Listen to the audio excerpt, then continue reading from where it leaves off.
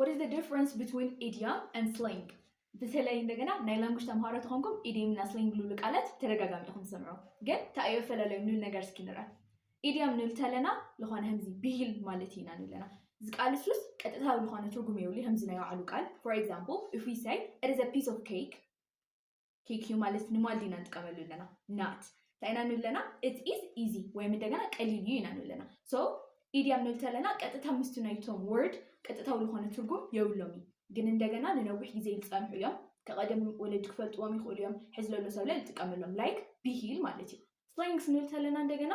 ሕዝናነት ኣብ ቲኔጀር ዕድመ ለሎ ሰብ they sounds cool ስለዚህ ንሆም ኢና ንጥቀመሎም ማለት እዩ ኣብ ቲኔጀር ዕድመ ለሎ ምናምን ይጥቀመሎም ናብ ድሕሪት ከይድኩም ተጠይቅኩም ወለድ ምናምን ነገር አይፈልጥዎም for example we can say he's a fat cat ተይልና he is wealthy ወይም እንደገና he is rich ንለና ማለት እዩ so slangs ንልተለና like ያራዳ ቋንቋ ህማልና ንጥቀመሉ idioms ንልተለና እንደገና ቢሂል ማለት ይልኾንላ እንዚያው አይነት ካልኦት ቃላት ንምግናይ ተደልኹም don't forget to follow and subscribe our channel